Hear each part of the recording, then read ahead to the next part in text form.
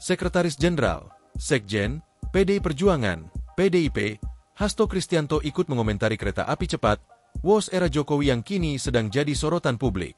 Selain mengklaim bahwa PDIP sudah 3 kali mengingatkan Jokowi, Hasto juga menyebut Megawati berulang kali menanyakan urgensi WOS bagi rakyat.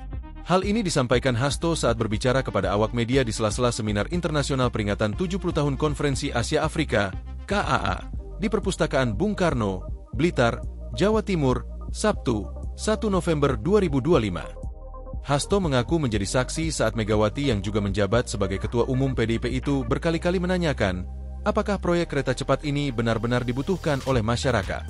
Sebab, ada banyak aspek yang dinilai seharusnya lebih diutamakan, seperti pendidikan, pertanian, maupun iptek, ilmu pengetahuan dan teknologi. Hasto mengungkap, Megawati telah menyarankan, lebih baik membangun double track atau jalur ganda kereta api daripada membuat kereta cepat. Adapun double track atau jalur ganda adalah jalur kereta api dengan 2 rel. Berbeda dengan jalur tunggal yang kereta apinya dapat berbagi jalur yang sama di kedua arah. Selain itu, kata Hasto, ada saran juga untuk mengembangkan transportasi publik di Sumatera. Selain itu, Hasto Kristianto mengungkap, Partai Demokrasi Indonesia Perjuangan, PDIP, sebenarnya sudah 3 kali memberi masukan mengenai rencana dibangunnya proyek WOS kepada Jokowi saat masih menjabat sebagai presiden. Ada beberapa faktor yang dipertimbangkan, seperti aspek geologis di wilayah Bandung. Menurutnya, seharusnya pemerintah lebih memprioritaskan program yang berpihak pada ekonomi kerakyatan. Seperti diketahui, WOS merupakan salah satu proyek mercusuar yang dibangga-banggakan oleh Presiden RI ke-7 Joko Widodo, Jokowi, lantaran diklaim sebagai kereta cepat pertama di Indonesia dan Asia Tenggara dengan trase 142,3 km. Proyek ini dinilai sebagai alternatif solusi dalam mengatasi kepadatan arus transportasi Jakarta-Bandung yang selama ini bergantung jalan tol Cipularang, Cikampek-Purwakarta-Padalarang, dan Padaleunyi-Padalarang-Cileunyi. Namun, belakangan WOS menuai sorotan tajam karena terkuak sejumlah polemik, terutama beban utang proyek yang mencapai sekitar 7,27 miliar dolar AS atau setara sekitar 116 triliun rupiah. Singgung perubahan regulasi dalam pembangunan proyek WOS. Kemudian Hasto juga menyinggung soal adanya perubahan regulasi terkait jaminan subsidi dari negara, sehingga kelanjutan proyek WOS seharusnya lebih dipertimbangkan masak-masak. Dalam perjalanan pembangunan WOS, Jokowi melakukan perubahan peraturan yang mengatur tentang percepatan penyelenggaraan prasarana dan sarana proyek kereta cepat tersebut.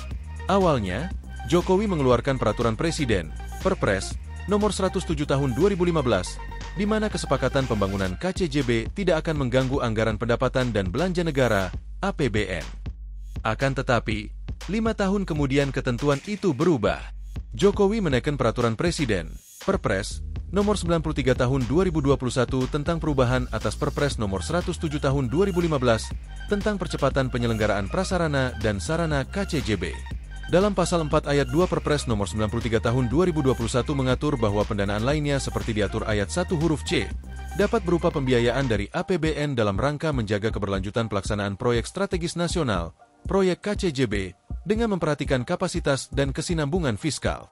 Menurut pasal tersebut, pembiayaan yang berasal dari APBN dilakukan dengan penyertaan modal negara, PMN, kepada pimpinan konsorsium, dan penjaminan kewajiban pimpinan konsorsium. Terlepas dari sejumlah masukan dari PDIP, Hasto menyebut, keputusan untuk melanjutkan proyek pembangunan WOS tetap saja ada di tangan Jokowi.